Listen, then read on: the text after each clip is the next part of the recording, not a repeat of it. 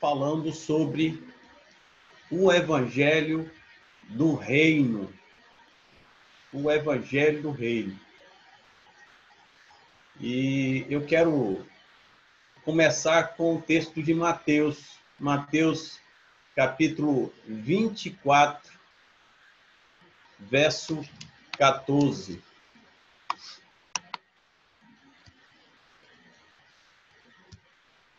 Mateus 24, 14.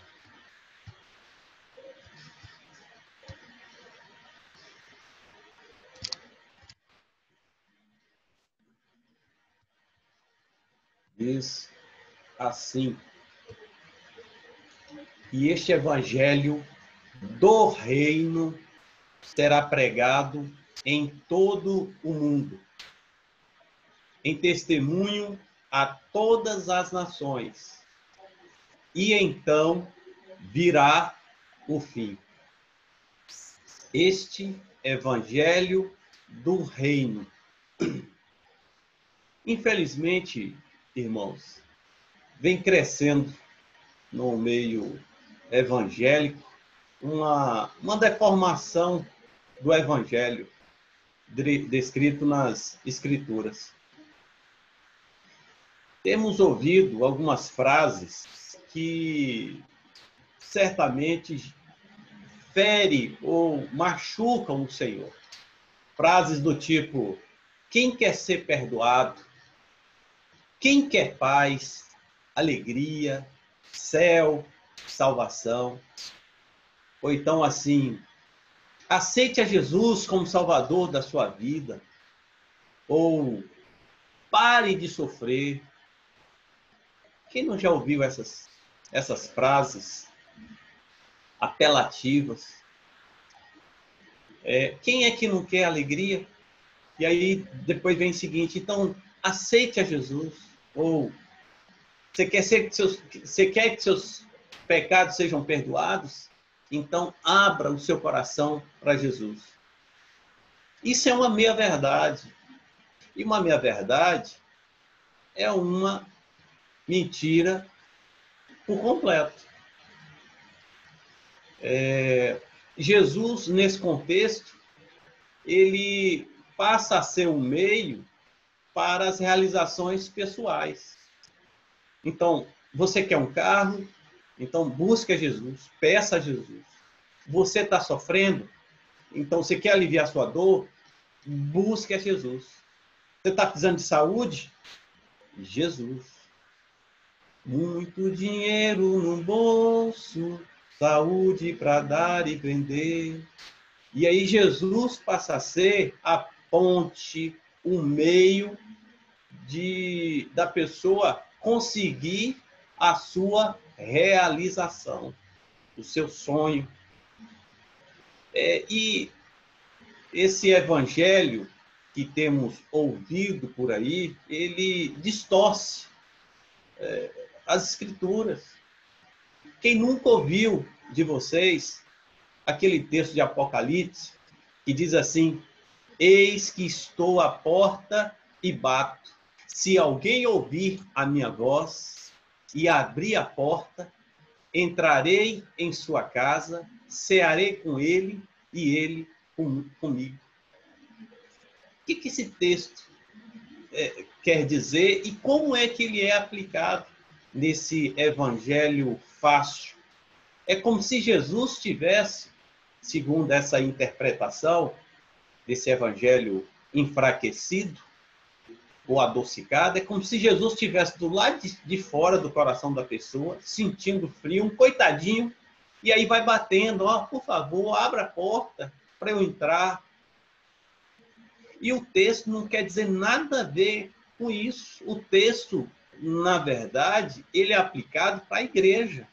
Jesus está falando para a igreja de Laodiceia. E qual era o contexto da igreja de Laodiceia? Eles se reuniam e Jesus ficava do lado de fora das reuniões. É por isso que Jesus quis fazer parte da igreja. É como se fosse aquela aplicação de Mateus, quando diz assim: onde estiverem 2 ou 3 reunidos em meu nome, ali estarei. Mas só que isso não é automático. Ora, como é que pessoas pessoas com coração amargurado, pessoas que estão buscando outras possibilidades, só porque está ali reunido em nome de Jesus, não quer dizer que Jesus esteja ali, não é automático. Não é automático. Mas voltando, esse evangelho enfraquecido, esse evangelho apelativo, ele também tem um desejo de empurrar goela abaixo. Quer empurrar Jesus de qualquer jeito.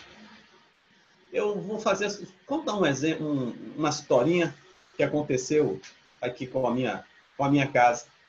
Esse ano fizemos a viagem em janeiro a Porto Seguro. Estava a minha família e a família de Itai, os pais, os irmãos. E aí paramos numa barraca de praia e fomos abordados por um rapaz nos oferecendo uma excelente proposta, nos fazendo uma proposta. Era o seguinte: se nós sentássemos para ouvir sobre um projeto de um hotel, cada um ganharia R$50 de bônus. Aí comigo eu pensei, bom, 50 mil, 50 de Thay, 50 de seu Hélio, 50 de Gilza, 50 de Alain, 50 de Neto, aí estava com a gente Jéssica e Gabriela.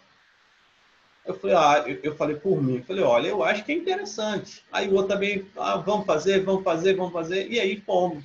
Chegando lá, que péssimo negócio nós fizemos. A empresa tentou empurrar o empreendimento goela abaixo. Eu vi aquele dinheiro como foi difícil, porque eles já tinham um esquema de venda que, se você dissesse não, ele já entrava lá no esquema e voltava para um ciclo de perguntas. Você gostaria de morar na praia? Eu dizia não. Mas você vai à praia? Eu falei, vou. E aí eles vinham, isso gerou 1, 2, 3 horas. Eles, de qualquer forma, então aquele valor, ele passou a ser insignificante. Por quê? Porque quiseram empurrar o empreendimento goela abaixo. Assim também eu vejo pessoas sendo constrangidas a escolher Jesus. Pessoas que foram batizadas sem ter desejado. Pessoas que receberam o estudo sem ter vontade. Ou seja, esse evangelho, ele não tem nada a ver com aquele que Jesus apresenta, com o que as Escrituras apresentam. Não tem nada a ver. O evangelho que Jesus prega, ele dá à pessoa a condição de desejar ou não. E esse evangelho, ele mostra Jesus como Senhor. Então, com essa introdução, falando do que não é o evangelho do reino, vamos partir, então, para o que é o evangelho do reino. E aí eu pensei lá, o Senhor nos levou lá no Velho Testamento, no livro de Isaías, 52:7, que eu deixei, está lá no chat. Diz assim: quão formosos são sobre os montes os pés do que anuncia o evangelho ou as boas novas, que faz ouvir a paz, que anuncia coisas boas, que faz ouvir a salvação, que diz a Sião: o Senhor Deus reina. Eu coloquei em negrito essas duas expressões: anuncia boas novas, que significa evangelho. E no final do versículo diz assim: o Senhor Deus reina. É um anúncio.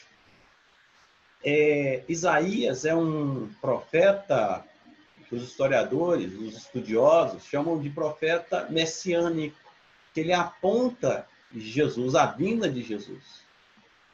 E esse evangelho, essa boa nova, apontava o reino de Deus. O Senhor reina. Indo para o Novo Testamento, o próprio Jesus, ele é antecedido por João Batista, que vai preparar um lugar para o Messias. E João Batista começa a falar sobre essa boa nova, sobre o reino de Deus. E ele inicia falando: arrependei-vos, pois é chegado o reino de Deus. E Jesus, quando começa o seu ministério, aos 30 anos de idade, a palavra de Deus nos diz, lá em Mateus 3, a partir do verso 1, que diz assim: naqueles dias apareceu João Batista pregando no deserto da Judéia. Esse aqui foi o texto que eu citei, né? Ele dizia: arrependam-se, porque é chegado o reino de Deus. O texto de Mateus, na verdade, é 4:17, que é o início do ministério de Jesus.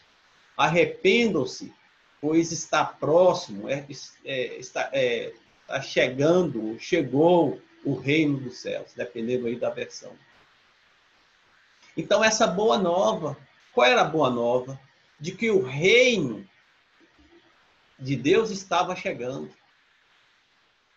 No nosso contexto, a gente vai ter um pouco de dificuldade, eu estou dizendo do homem contemporâneo, para compreender com facilidade aí, porque naquela época existiam os reinos.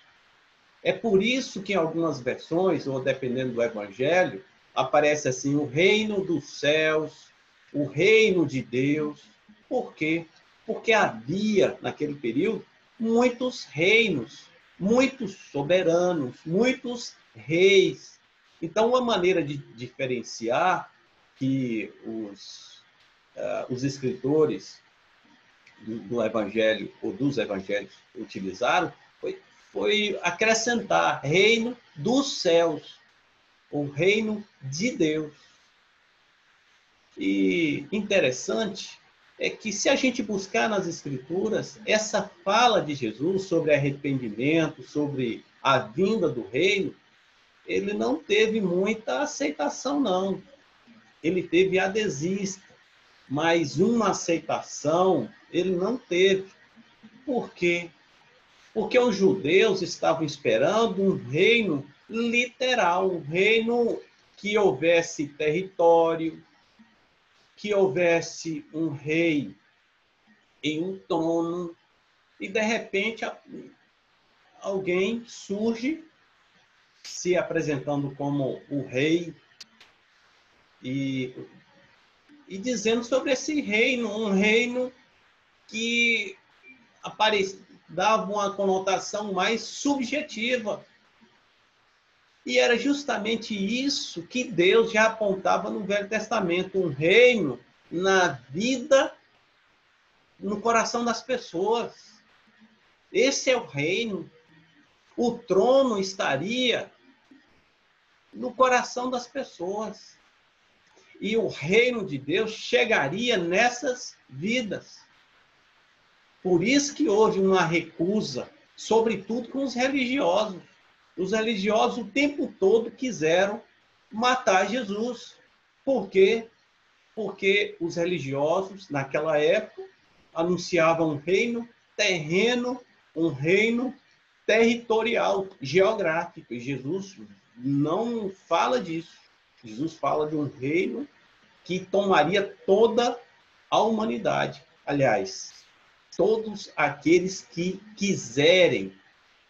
E para isso, a porta seria o arrependimento.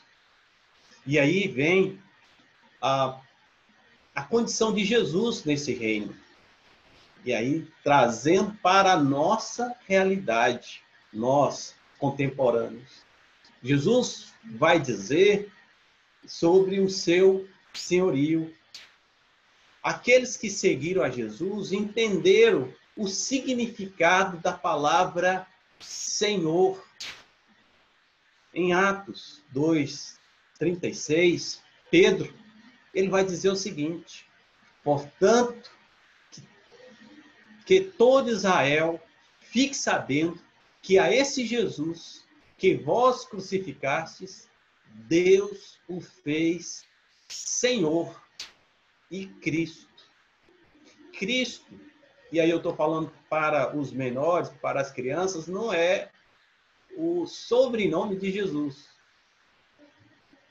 Cristo é um adjetivo que revela a pessoa de Jesus. Enviado. Enviado. O significado de Cristo. Ou Messias, o mesmo significado.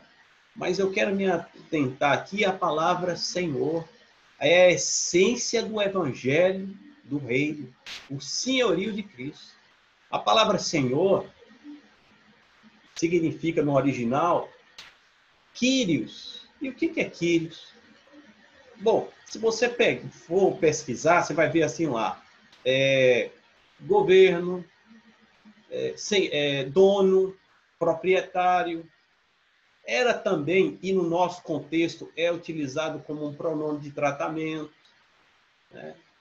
Senhor Hélio, senhor Éder, senhor Alain, como forma de tratamento, como respeito.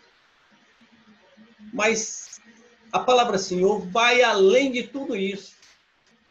Porque nosso contexto, nossa sociedade não é escravocrata, não é escravista. E quando fala de dono, a gente não se apropria. Mas a palavra Senhor, ela equipara a Deus. Ela tem um poder de se expressar. Era assim que os imperadores se autodeclaravam como deuses. Eles eram quírios para os romanos. Eles eram senhores, eles eram adorados. Então, Jesus é o rei dos reis. Jesus é o Deus acima dos soberanos. Ele é Deus. Então, quando a Bíblia aponta Jesus como Deus, aponta nesse sentido, de que ele deve reinar, ele deve governar a nossa vida. Ainda sobre a questão da soberania de Jesus, eu gostaria de ouvir, juntamente com os demais, Éder. Nos ajuda aí, Éder. Oi. Sim, aí quando você estava falando, eu estava lembrando aqui de um texto que eu anotei aqui, de Filipenses 2, no finalzinho, né, 9 a 11. Ele fala exatamente, os irmãos lembram, e toda língua confesse que Jesus Cristo é o Senhor, para a glória de Deus Pai. Então, nisso que você está compartilhando, que existem vários nomes, né, sobrenomes que a gente pode dar a Jesus. E eu fui separando aqui alguns nomes, e aí eu fui lembrando, né, Lírio dos Vales, Rosa de Saron, Estrela da Manhã, Resplendor da Sua Glória, Sol da Justiça, e por aí vai, Bom Pastor, Redentor, Conselheiro, Deus Forte. Mas há um nome que está sobre todos esses. E realmente esse nome que Deus o concedeu foi o de Senhor. Senhor absoluto. E quando você estava falando da questão também, né, do Império Romano e tudo mais, realmente eles tinham essa base que era lá, César, né? Então, César era o Quírios, era a autoridade deles. E existia outros senhores também, que eram o dono dos escravos, aqueles que tinham propriedades eram considerados como senhor também. Mas eu estava estudando e estava vendo que eles eram, até traduzindo, era Quírios, só que Quírios com a letra minúscula. E aí, quando eles falavam de César, aí eles colocavam tudo maiúsculo, porque César era o Quírios do Quírios. Então, quando os irmãos lá na igreja primitiva entenderam o senhorio de Cristo, realmente gerou um certo atrito entre eles, porque até então, qual era o exemplo, qual era o Quírios que existia na época? Era César, era o imperador e tudo mais. Então, a partir do momento que os irmãos reconheceram Jesus, sabendo que Jesus, que não existia outro nome além de Cristo e que Jesus era o único Senhor e suficiente das nossas vidas, então houve esse impasse, houve esse atrito. Tanto é que a perseguição, uma das perseguições foi por conta disso. Lembrando, né, que essa palavra Kyrios, nós, como você mesmo falou e falou bem, nós não temos muito entendimento do que é o Kyrios, do que é o Senhor, como os irmãos de antigamente.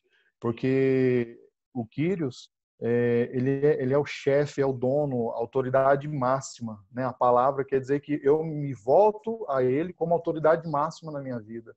E os irmãos viam Jesus como dessa forma. Então era o rei soberano, tudo era por ele e para ele. E fazendo aqui também umas anotações, eu vi um comentário de um irmão dizendo que na própria Bíblia, na palavra, se refere Jesus como Senhor mais de 300 vezes. Então, o tempo todo, os irmãos ali falando de Jesus como Senhor, como Quírios, mais de 300 vezes. E como Salvador, me parece que são 3 vezes. Então, é fato que Jesus é o nosso Salvador também. Mas a ênfase ministrada, aquilo que era pregado, as boas novas que o próprio Jesus, né, se apresentou, está chegando o reino dos céus, o evangelho do reino, é se apresentar e os irmãos apresentando Jesus como Senhor. Mas qual Senhor? Um Senhor qualquer? Não. O Senhor que tem toda a autoridade, a máxima autoridade. E interessante também essa relação de se ele é o Senhor, quem eu sou nessa relação? Eu sou escravo, né? Eu sou servo. Então, para que eu entenda Jesus Cristo como Senhor na minha vida, eu preciso saber também qual a minha condição diante dele. Os irmãos, né, as cartas de Paulo começam sempre Paulo, Timóteo, não sei o que, servos do Senhor, né? Escravos do Senhor. Então sim, Deixa eu só te interromper, e aí você vai me interrompendo aqui, tá bom? sim, É interessante que quando João Ferreira de Almeida, as nossas traduções são oriundas dele. Ele tirou essa palavra escravo e mudou para servo. sim, Servo. Então, na nossa versão, todas as vezes que você encontrar assim, Paulo, servo de Jesus, a palavra no original ali é escravo. Mas, na época, havia sociedades, século XVIII, havia sociedades escravistas. Então, para não ficar feio, muda essa. Imagina aí, um dono de escravo ser chamado de escravo. Então, põe aí servo. E aí alterou. Né? Uma outra observação você utilizou aí a expressão Salvador. Os irmãos já conhecem, né, a diferença de Senhor e Salvador. A pessoa está na praia, esse é um exemplo bem típico, e começa a se afogar. Aí, de repente, aparece um salva-vidas e tira a pessoa ali do mar. Eu estava se afogando. Então, para aquela pessoa, aquele salva-vida, salvou a sua vida. E depois, tchau, tchau, agradeço, muito obrigado, deixa eu dar um abraço. Aí dá um abraço, ele vai para um canto e o outro vai para o outro. Que é diferente de Senhor, como dono, como proprietário, como o próprio Deus. Não é isso? Amém.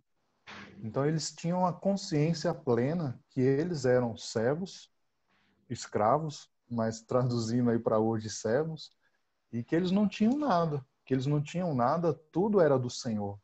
E uma das características do servo é a obediência. E a obediência é, completa, completa. Infelizmente, muitos hoje enxergam Jesus Cristo como Salvador apenas e esquece do Senhor.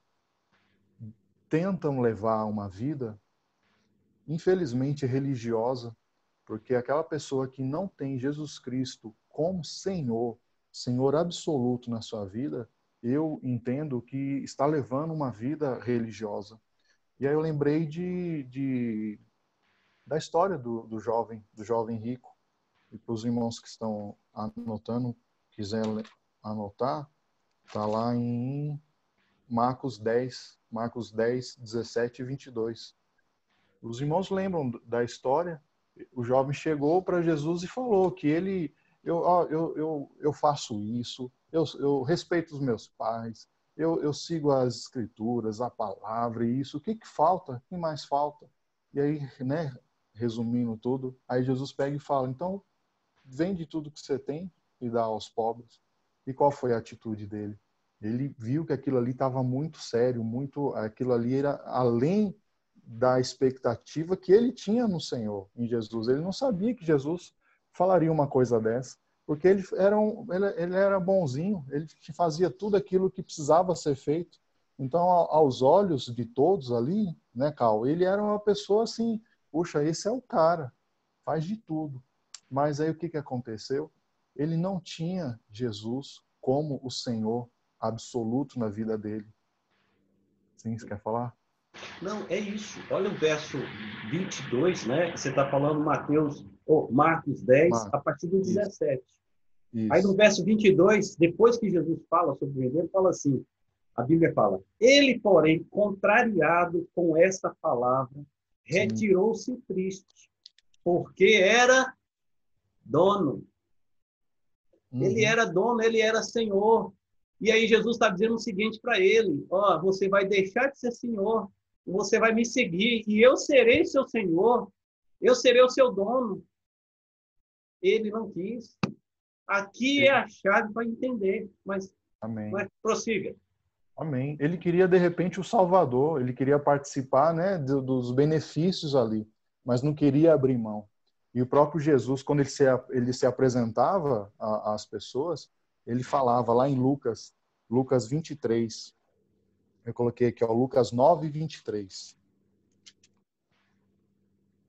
Os demais irmãos, se eu estiver falando rápido, vocês falam aí, a gente vai trocando ideia, é um bate-papo. Mas eu anotei aqui um texto de Lucas 9, 23, que também é muito conhecido, graças a Deus por nós, mas diz assim, Jesus dizia a todos, se alguém quiser acompanhar-me, negue-se a si mesmo, tome diariamente a sua cruz e siga-me, pois quem quiser salvar a sua vida, a perderá, mas quem perder a sua vida por minha causa, este a salvará. Então, a condição que nós temos para seguir a Jesus, reconhecendo Ele como Senhor, é a renúncia completa, por amor ao Senhor. Em algum momento, então, ali o jovem rico, ele, puxa, pois quem quiser salvar a sua vida, perderá, mas quem perder a vida por minha causa, este a salvará. Ele, puxa, não, eu tenho muita coisa, eu não vou abrir mão, eu não vou abrir mão disso.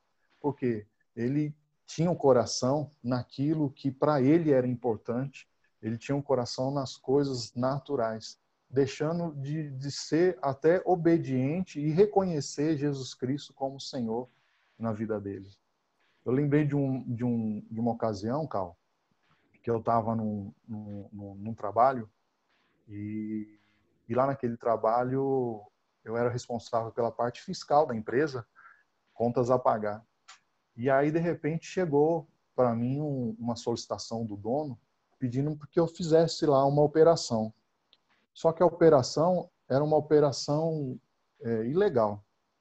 E eu peguei e precisava muito daquele trabalho. Foi logo quando eu cheguei na cidade, em Conquista, e precisava muito, mas muito daquele trabalho. E aí eu cheguei para ele, mas assim, muito, muito temeroso, e cheguei, né, porque ele estava falando com o dono da empresa toda. E aí eu peguei e expliquei para ele o que eu acreditava e que eu não iria prosseguir da forma que ele gostaria que eu fizesse. E aí ele, mas você não está entendendo? Eu sou o dono da empresa e eu estou lhe passando as condições para você permanecer na empresa sendo, vamos falar, obediente. Você precisa fazer aquilo que eu estou determinando que você faça.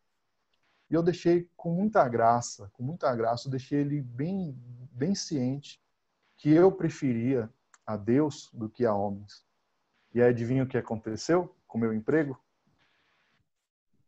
Uma pergunta, Cal. Adivinha o que aconteceu? Eu perdi o emprego, né? Mas aí o Espírito Santo me levou a entender uma coisa, que eu havia perdido o meu emprego, não ali naquele momento que eu falei para ele, não, eu não vou fazer isso porque eu não acho isso certo. Eu perdi o meu emprego, eu perdi o meu direito de emprego lá atrás, quando eu me batizei. Quando eu me batizei e eu falei para Jesus, Jesus, eu nego a minha vontade para fazer a tua vontade. E esse texto, ele é bem claro nesse sentido, que ele diz, pois quem quiser salvar a sua vida, a perderá. Eu poderia muito bem naquele momento e falar, não, eu vou salvar aqui a minha vida, eu vou salvar aqui o meu emprego. Por quê? Porque o rapaz lá poderia até espiritualizar a autoridade sobre a minha vida, então eu vou respeitar. Mas a palavra fala, mas quem perder a sua vida por minha causa, este a salvará. Então lá atrás, quando eu me batizei, reconhecendo o senhorio de Jesus Cristo, e falei para ele, Senhor, seja o dono da minha vida. Foi lá atrás que eu perdi meu emprego. Foi lá atrás que eu perdi a decisão da minha vida. Por quê? Porque hoje todas as coisas que eu faço, todas as coisas que nós devemos fazer, é por amor a Cristo. Então nós encontramos nós temos a melhor resposta diante de tudo, diante de todos, e estamos salvando a nossa vida. Então, o reconhecer Jesus Cristo como Senhor absoluto das nossas vidas é trazer à evidência diariamente quem nós somos e não achar que nós estaremos perdendo algo hoje, não. Porque se nós perdemos algo, foi lá atrás que nós perdemos, mas por amor a Cristo. E o Espírito Santo, assim, Deus é tão grandioso e tremendo, e Paulo fala que Jesus veio e nos resgatou, nos tirou do império das trevas e nos transportou para o reino do Filho do seu amor.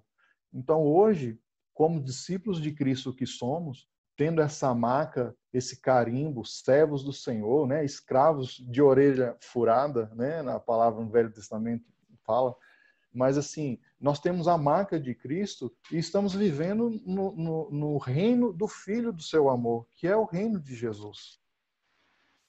Nesse reino, nós precisamos nos portar como devemos. Nós temos, no reino tem vamos falar, tem a bandeira. Todos nós aqui, se nós olharmos a bandeira do Brasil e as cores do Brasil, não precisa escrever lá embaixo assim, ó, Brasil. Só olhando, identificando aquilo que você está vendo, você vai já entender que ali é uma bandeira do Brasil. Se você enxergar lá uma bandeira toda branca, eu acho que é assim, toda branca, com um negócio vermelho no meio, você vai entender que ali é a bandeira do Japão e por aí vai. Então, a partir do momento que o Senhor nos tirou do império das trevas e nos colocou no reino do Filho do seu amor, nós precisamos e devemos nos portar, nos comportar como nós somos. Então, as pessoas que estão olhando para a gente, ao olhar, eles precisam identificar de qual reino eu pertenço. Eles precisam saber, na minha conduta, eu me lembro de uma outra, os solteiros já ouviram isso bastante, mas eu lembro de uma outra ocasião que a gente estava numa reunião na empresa e aconteceu um problema lá, e aí o líder do setor chamou todos, uns 10. E aí, aí começou a perguntar o que tinha acontecido, e cada um dava uma versão. De repente, o líder virou para mim e falou assim, ó, virou para todos e falou assim, ó, vamos resolver logo essa situação. Éder, explica para a gente o que aconteceu. Aí eu falei, como assim eu? Né? A gente está aberto aqui, por que eu tenho que explicar? Ele falou assim, porque você é o único que não pode mentir. Olha que peso, olha que responsabilidade. Você é o único entre nós, você é o único que não pode mentir. Então, assim, eles sabiam que eu pertencia ao reino de Deus. Eles sabiam que eu pertencia ao reino do Filho do amor de Deus, que é o reino de Jesus. Então, nós precisamos, no nosso dia a dia, demonstrar para as pessoas quem nós somos. Corremos um risco, Carl, de ficar apenas explicando, porque Jesus pede para você abandonar tudo, aquele que não renuncia a pai e mãe, e ficar só explicando, e não colocar a prática. Jesus Cristo nas nossas vidas, as coisas vão mudar nas nossas vidas a partir do momento que eu colocar prática naquilo que eu creio. Então, se eu creio que eu sou filho de Cristo, se eu creio que eu sou uma nova criatura e preciso fazer a diferença, eu preciso fazer com que as pessoas que estão ao meu redor vejam isso na minha vida. Por quê? Porque o reino do Filho do seu amor transformou a minha vida. Então, eu preciso aplicar isso no dia a dia. Amém? E lembrando, né, de situações até no Império das Trevas, antes de conhecer o Senhor, a minha vida era de reclamação, era de murmuração, de queixa, de lamento. O que eu vou fazer? A partir do momento que eu saio de um local e vou para outro, então eu não posso continuar com aquelas mesmas atitudes. Eu preciso fazer algo novo. Então eu deixo de reclamar e começo a agradecer. Minha vida começa a ser uma vida de louvor, uma vida de gratidão, uma vida de sinceridade. A palavra fala, né, que a bandeira sobre mim é o amor, né? Tem até um cântico, né? Lá em Cantares fala que a sua bandeira sobre nós, né, é o amor. E tem um cântico que fala, né? Sua bandeira sobre mim é o amor. Anderson, que é bom para cantar. Mas temos essa marca. A bandeira de Cristo sobre as nossas vidas é o amor. Então, se é o amor, eu preciso colocar ação e transmitir para as pessoas quem eu sou em Cristo e automaticamente elas vão enxergar que reino eu pertenço. Eu não sou brasileiro, né? Eu não sou japonês, eu não sou nada disso. Eu sou embaixador de Cristo, pertenço ao reino de Deus. Cidadão do reino, né? Cidadão do reino. Amém. Tem lá essa experiência de Éden, falando da vida dele, né? Isso reflete da Boa Nova, né? Reflete sobre o Evangelho do Reino, que trouxe transformação. Né? E ele citou. Tem um texto, que está lá em Romanos 10, diz assim, 10:9. Se com a tua boca confessares a Jesus como Senhor, e em teu coração creres que Deus o ressuscitou dentre os mortos, será salvo. Esse texto também ele é muito mal aplicado. Bora. Então, se eu creio que Jesus é Senhor, e eu creio no meu coração, estou resolvido. Mas é a implicância dessa palavra, Senhor, é Deus, é aquele que reina. Como é que alguém reina sobre a minha vida e eu permaneço fazendo as mesmas coisas que eu fazia antes. Como é que eu digo que Deus reina na minha vida e eu pratico aquilo que ele não se agrada? É como eu chegar aqui no Brasil, o volante é do lado esquerdo. Na Inglaterra é do lado direito. É como se eu chegasse, alguém lá, eu não, né? Vou pegar aqui, alguém da Inglaterra viesse para cá, trouxesse o carro dele para cá e tentasse rodar aqui da maneira invertida. Não daria certo.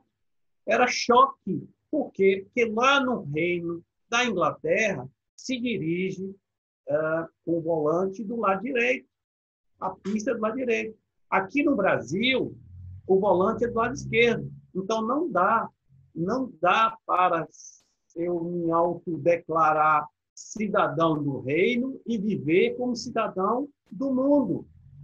São realidades distintas. E eu gostaria, sim, na minha fala aqui, Éder, dar uma fechada com um exemplo típico na Bíblia. E aí eu vou pedir assim, que os irmãos tenham paciência, e vamos lá para o livro de João, capítulo 3. Vamos ver na prática esse conflito, essa relação do Evangelho do Reino, Jesus como Senhor, na vida de alguém. E eu estou me referindo aqui a Nicodemos. João, capítulo 3. A panela está no fogo, você pode dar uma olhada, depois você pode dar uma saída, dar uma olhadinha lá, como é que está o feijão, põe mais um pouquinho de água, né? Aqui, fecha a tela, vai lá, pega uma água. Então, ninguém pode reclamar do tempo, não, né? E, graças a Deus, está um solzinho aqui, viu? Está saindo o sol. Não é? Versículo 1 de João 3. Vamos fazer aqui uma exposição breve, não profunda, mas breve. Havia entre os fariseus um homem chamado Nicodemos, um dos principais dos judeus. Eu vou falando e vou comentando. Farisaísmo, que era a religião, né? E ele era um dos principais. Eu não tô aqui, não. Então, o farisaísmo, ele surge num período de em torno de 500 anos, quando Deus houve um silêncio. No livro de Malaquias até Mateus, houve um silêncio ali de uns 500 anos. E ali surge a religião do judaísmo chamado, uma das seitas, um dos grupos. Tinha os saduceus, tinha os zelotes, e tinha os fariseus. Os fariseus, eles eram conhecidos pelo rigor que eles tinham a respeito de servir a Deus. Que, quando a gente fala assim, os mandamentos, não se limita a 10 mandamentos. Os fariseus, eles colocavam em prática mais de 600 mandamentos. Por exemplo, no sábado. Você sabe, eu vou lhe fazer uma pergunta. O sábado não deve haver trabalho. Mas e se a galinha pusesse ovo no sábado? E aí, poderia ou não poderia comer aquele ovo? O que você acha? Pode não. Pode não, né? Pois Ir lá pegar, isso não pode não. Não poderia. A não ser o seguinte, que se no outro dia você matasse a galinha, porque a galinha transgrediu as escrituras trabalhando no sábado. Então, você até poderia comer do ovo, mas no outro dia você tinha que matar a galinha, porque ela transgrediu. Eles poderiam, por exemplo, até beber o vinagre, mas não poderia fazer bocejo, porque era trabalho. Eles poderiam, no sábado, andar não sei quantos passos, dar não sei quantos passos, para não configurar trabalho. Quando Jesus ilustra lá sobre o dízimo, Ele pegava, por exemplo, uma quantidade de hortelã, ia fazer o chá. Sabe o que eles faziam? Tirava 10 folhinhas, 1, 2, 3, 4, 5. Tirava para ofertar aquelas hortelãs, as folhinhas de hortelã. E se ele não fizesse isso, eles estariam pecando na cabeça deles. Então, eles eram extremamente rigorosos. E quem era Nicodemos? Nicodemos, gente, era um mestre. No mundo contemporâneo, seria alguém com PhD, com PhD, alguém que não era qualquer um, não era um comedor de farinha, era alguém da chamada elite intelectual e religiosa. Este era Nicodemos. Versículo 2. Este de noite foi ter com Jesus e lhe disse, Rabi, que significa mestre, sabemos que és mestre vindo da parte de Deus, porque ninguém pode fazer esses sinais que tu fazes se Deus não estiver com ele. Ele chega para Jesus e como se fosse assim, meu mestre, uma saudação. Ele reconhecia Jesus como um mestre, porque Nicodemos conhecia as Escrituras. E alguém fazer o que Jesus estava fazendo, se Deus não tivesse à frente, não seria possível. Então, ele reconhecia que Jesus era um mestre vindo de Deus. E interessante que ele usa no plural, né? Ele era intelectual, então, para suavizar, ele diz assim, sabemos. Ele não disse assim, eu sei. Ele diz, sabemos. E Jesus, engraçado que Jesus vai responder mais ou menos igual a ele, viu? Que Jesus era mestre. Jesus responde a ele no versículo 3. Mas para responder, para a gente entender ali a resposta de Jesus na lata, a gente tem que subir um pouquinho lá no versículo, no final do versículo do capítulo 2, no finalzinho, você que está com a Bíblia aberta, diz assim, versículo 25, o último versículo do capítulo 22. E não precisava de que alguém lhe desse testemunho a respeito do homem, porque ele mesmo sabia o que era a natureza humana. E no versículo 23 fala que ele conhece o coração. Cadê? Versículo 24. Conhecia a todos. Jesus conhecia Nicodemos. Jesus conhecia o que estava no coração dele. O que ele pretendia. Aquela forma de abordagem dele. Jesus pega e fala. A isso respondeu Jesus. Em verdade te digo que se alguém não nascer de novo, não pode ver o reino de Deus. Ora, essa resposta ela mexeu com a estrutura todinha de Nicodemos.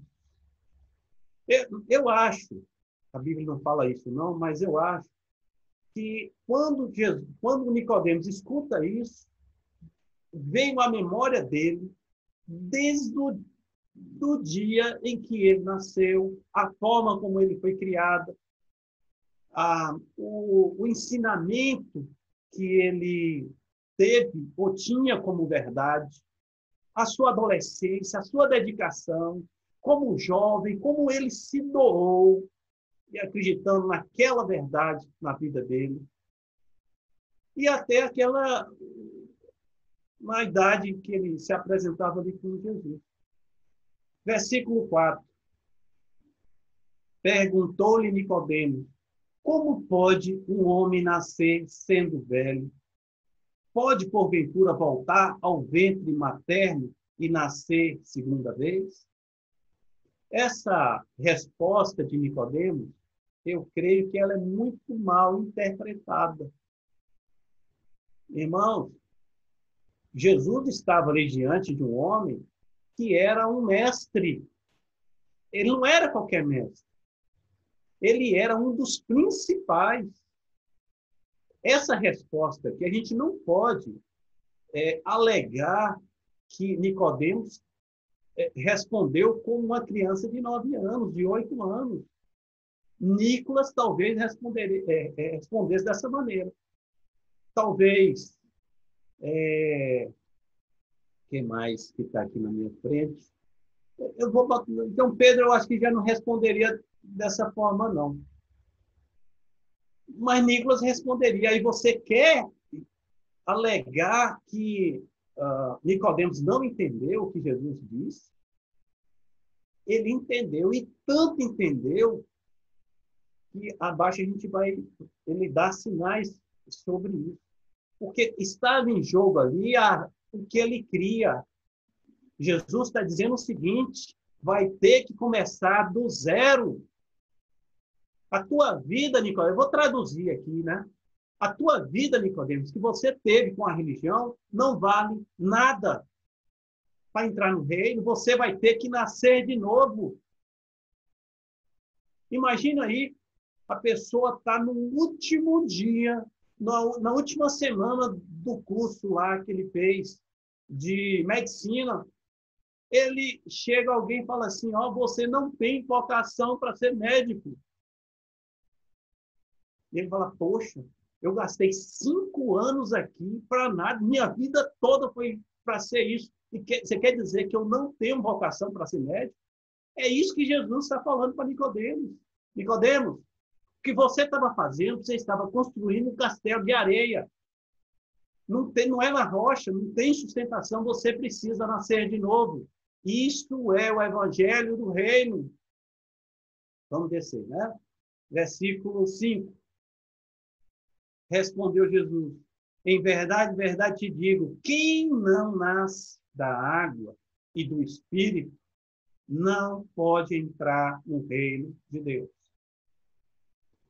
Hoje é comum entre os judeus, e a gente vê muito, por exemplo, em Salmos, o ensino através de alegorias, parábolas. Né? A propósito, Mateus 13 vai falar de 8 parábolas sobre o evangelho do reino. Mas voltando, Jesus faz uma alegoria sobre o nascer da água e do Espírito. João Batista já estava fazendo isso. João Batista já estava batizando, falando sobre arrependimento.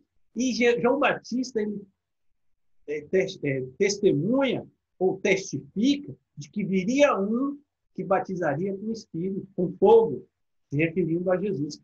E Nicodemos certamente tinha esse conhecimento. Descendo, versículo 6. O que é nascido da carne é carne. O que é nascido do Espírito é Espírito.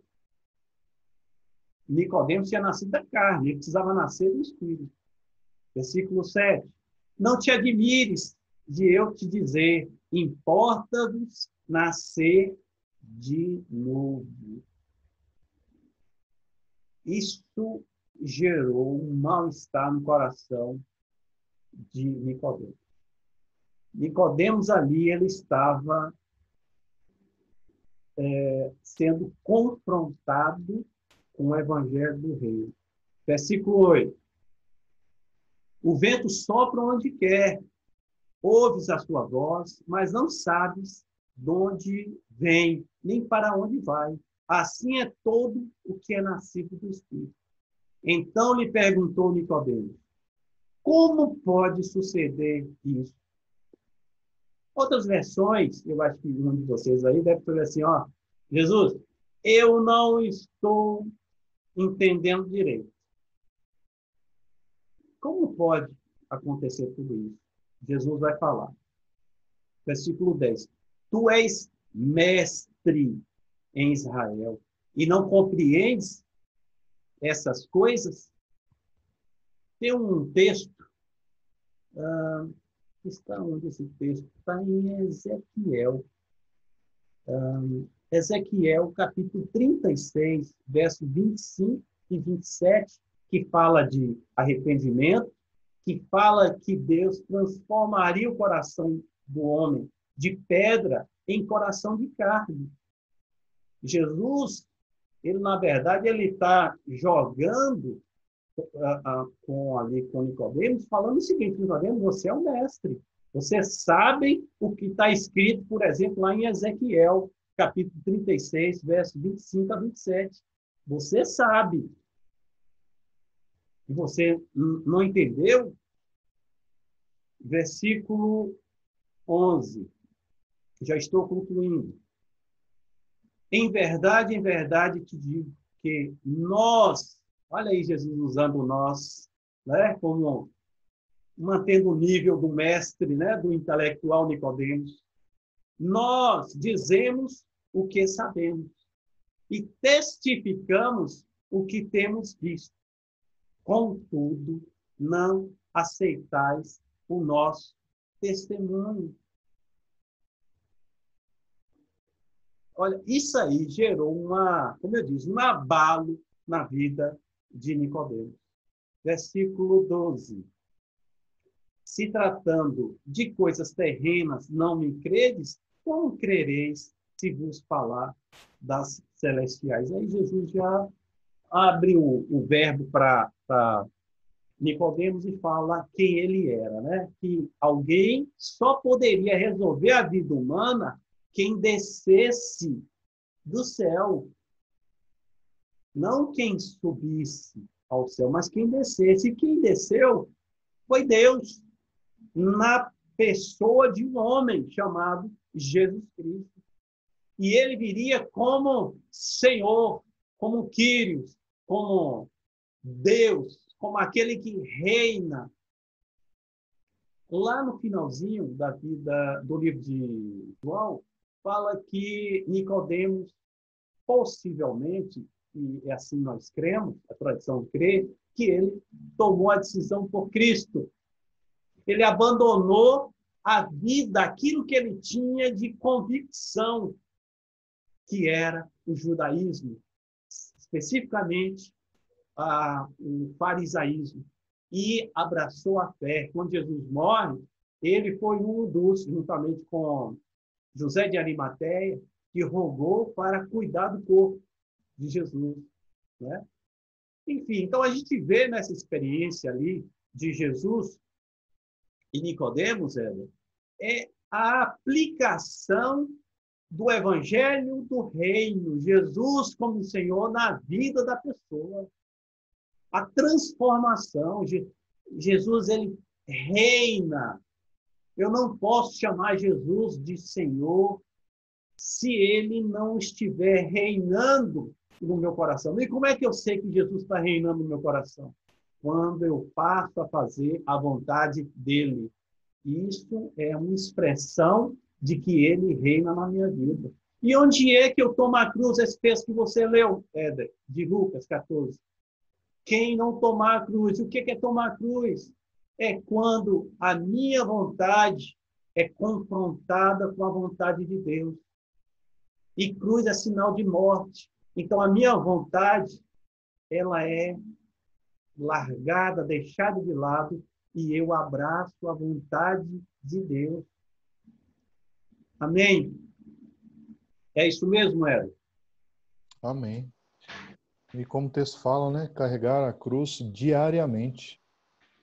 Todos os dias nós temos, eu posso falar, um privilégio de poder carregar a cruz diariamente, de lembrar de Cristo diariamente.